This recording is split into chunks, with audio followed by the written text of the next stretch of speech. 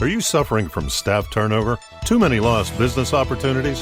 Is your reputation at risk? If so, you know your workplace culture needs improvement, but determining how to do so and where to start is about as fun and effective as trying to assemble a puzzle with no picture to guide you. Culture Change in a Box is a show that takes you on a compelling deep dive into an effective real-time culture change process so you can begin to feel hopeful and re-energized about your business. And now, here are your hosts for Culture Change in a Box, Chris McClellan and Judy Ryan. Well, greetings, everyone. It's Chris McClellan. You might know me as the Bowtie Guy. I am thrilled to announce one of our new shows. Well, our newest show on the Whole Care Network, Culture Change in a Box, with Judy Ryan from Lifework Systems. Judy. Hi, I'm so excited to be here, Chris. We're doing it. We're doing it, finally, yay! Culture Change in a Box. You know, what's exciting for me about this is, you know, a little self-promotion. I did finish my master's degree this past year at Gonzaga University and leadership and communication, and to be able to collaborate with you on these projects and these podcasts, somebody that's professional in leadership and communication for years.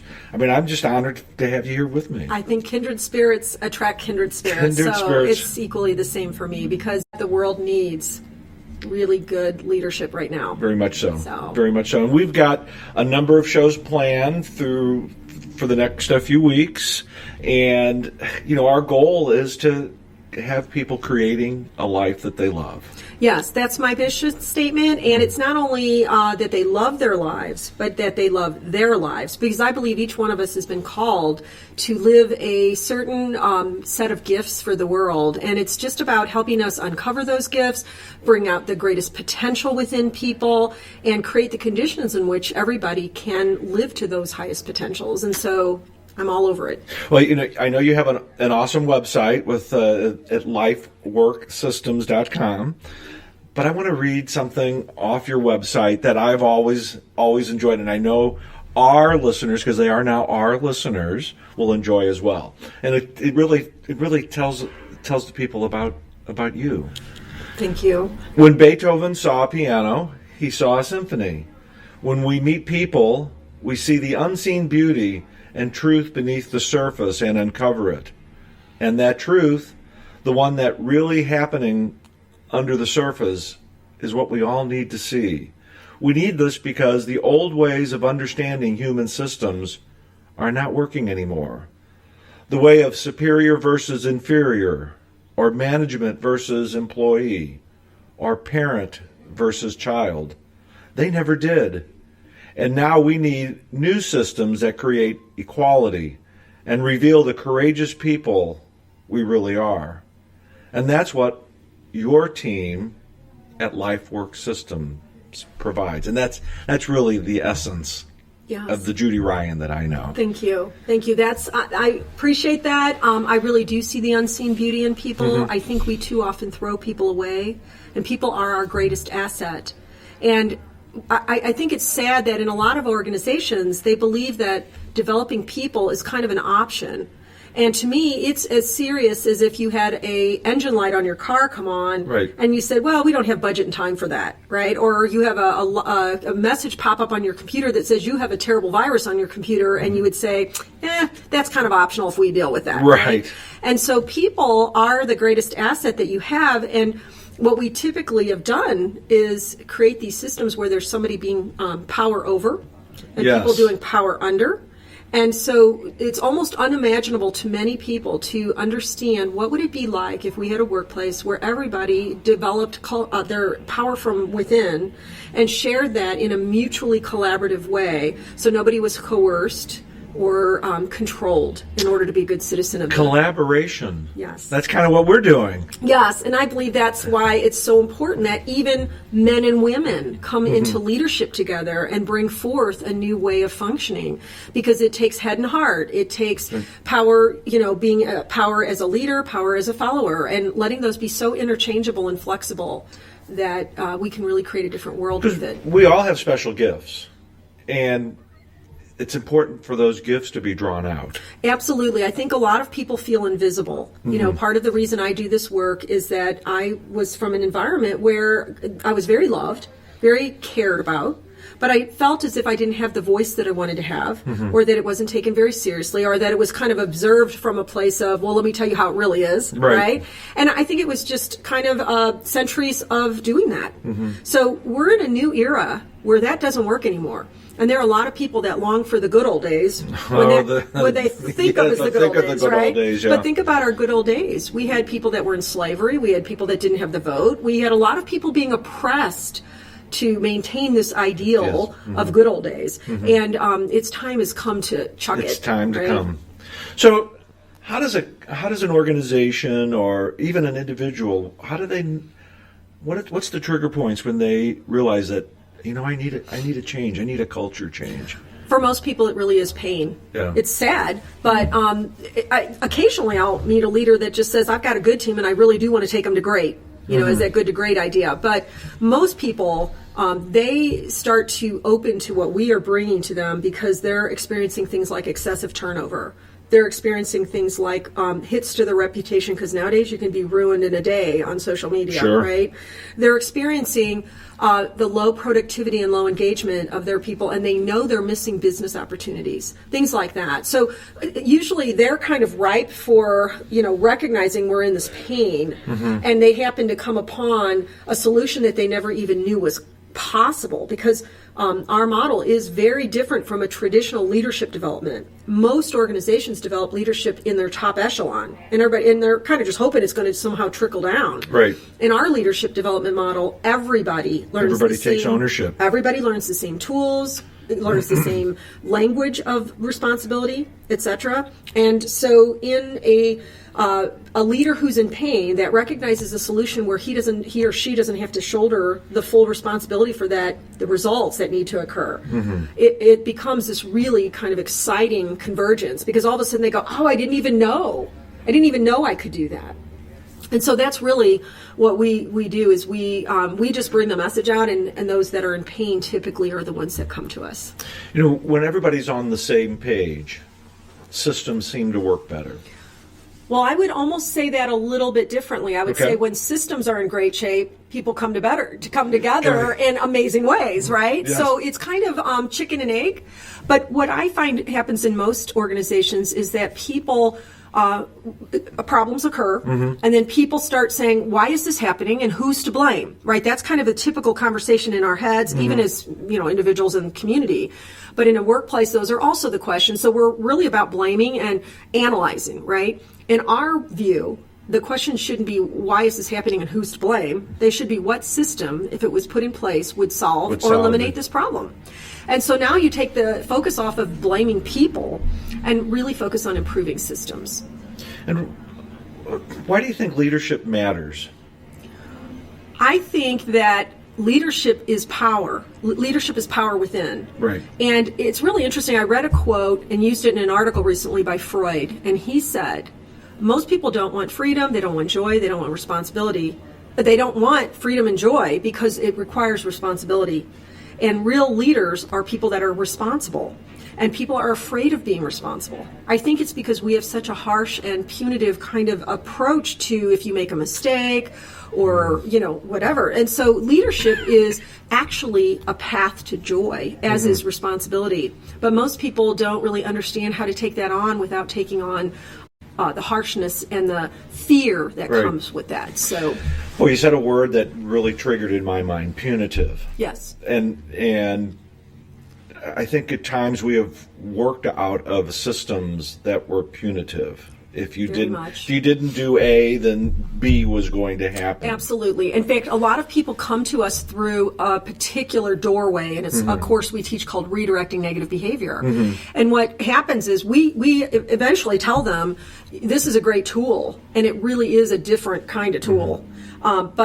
But apart from that, if you create a healthy culture, 90% of your misbehavior is going to go away to begin with, and you don't have to spend all that time redirecting it, right? Right. So, but they come through that doorway because if you think about these feelings, let's say the emotions are that you feel annoyed and irritated because you feel like somebody's sucking the blood out of you for attention, right? It's not necessarily conflict, it's just this weird little attention grabbing thing.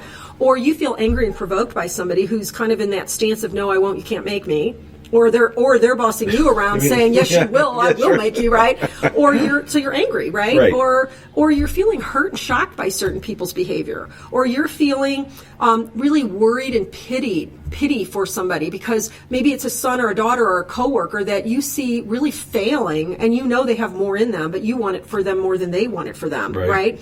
Or that person who, this one everybody can relate to. You walk in the room and you say in your head, who died and made you God? You know, they just make you feel put down, you know, they make you feel less than. Well, when you imagine all those feelings, none of those feelings are happy feelings, right? When we encounter behavior that evokes those feelings, most of us go to harshness, punishment, or withdrawal. And or we say, I don't like to be that. So we go over here and we go to ignoring, neglecting, enabling, permissive.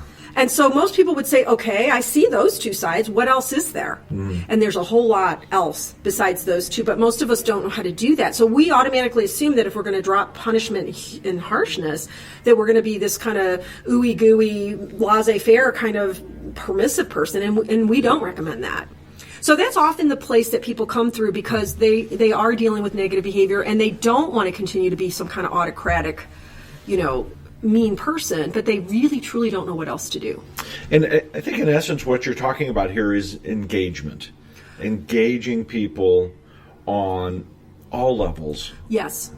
And engagement, the reason that is so important, what you're saying, is because what we typically do to engage people, think about it even with a small child, we try to engage them through control methods. We put carrots out in front of them. We say, if you're a good boy, I'll take you to McDonald's, right? And in companies, we'll do that. Well, if you do this, you get an incentive or a bonus, or you get to beat out over this guy over here. Or we'll do, it's weird, but we actually do what we call judgment, where it's kind of this attitude that the owners or the managers will take, like, you got to earn my respect. Right. You've got to earn my good review, and then I will give you access to certain benefits, right, and certain advantages. And if all else fails, I'll just do the good old, you know, I'm the boss, you do it because I said so, and don't give me any lip, right? Those were the days. So what we don't do is we don't engage people. What we do is try to control people. Right. So in our model, we move people from managing and controlling people to engaging them through a process of picking up responsibility for their relationships, how productive they are, all of that.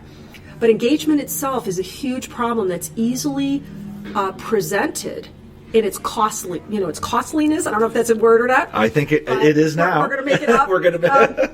So there are statistics that we use that usually engage our audiences very quickly, which are the costs that are incurred with people who are actively disengaged in a workplace. So there's about 16% of the U.S. culture, and this was not my data, this is the data through the Gallup poll organization, and it's 700,000 U.S. workers. And they found that this 16% of people they're not only are they very destructive, so they're not just like lollygagging, they're actually gossiping and suing and harassing and just all kinds of things that you don't like to have. And they actually cost an organization about $16,000 per person. And they're hard to get rid of. It's hard to get rid of. Right. They're embedded.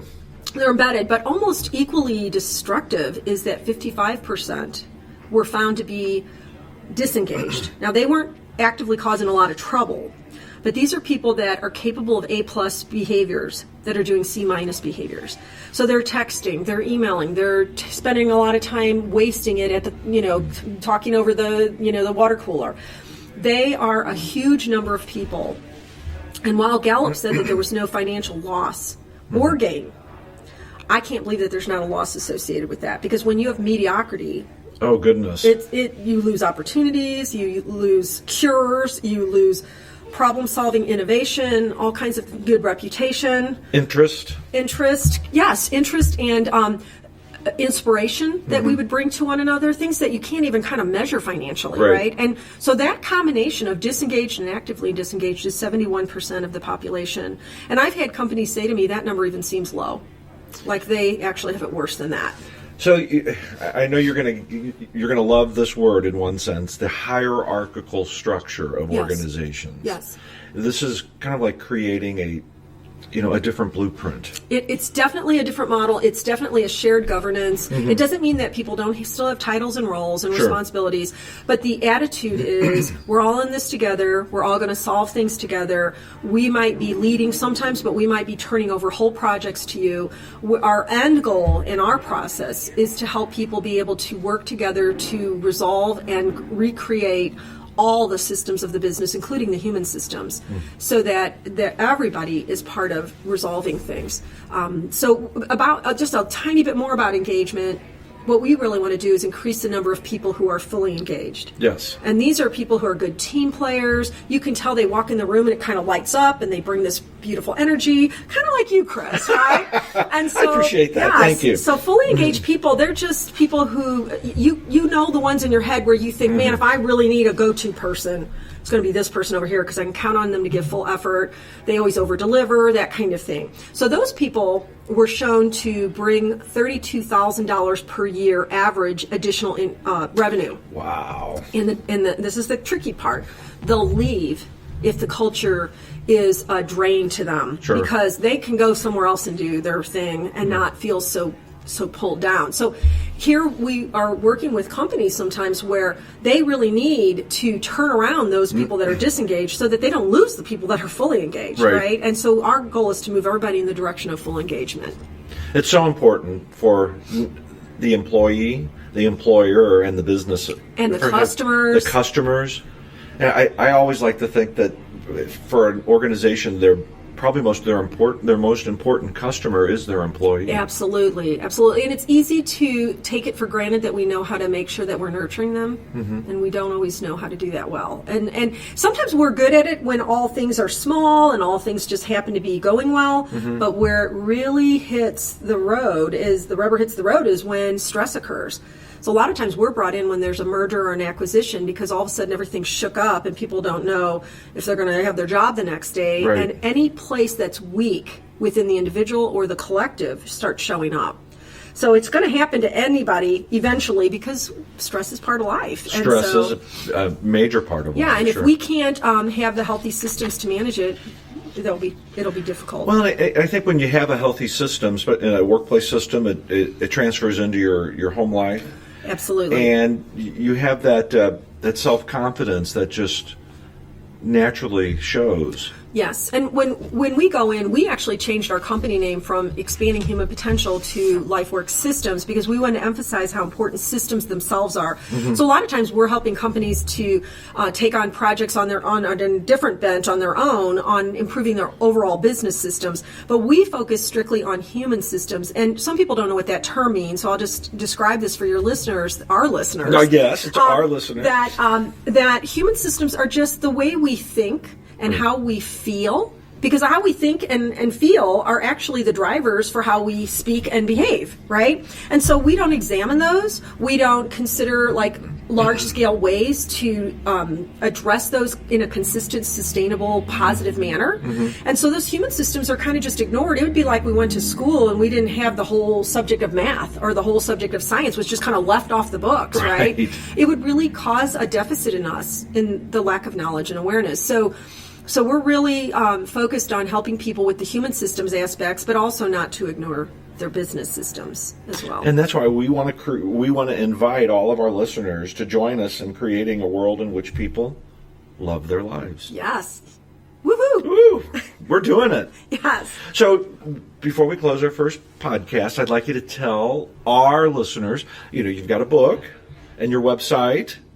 Okay, so I'm going to just tell you a couple things. I have really been around the block. I've paid the dues. We have, I've written for over 10 years in the Women's Journal. I have written for 5 years in the St. Louis Small Business Monthly on topics like emotional intelligence and creating an extraordinary workplace.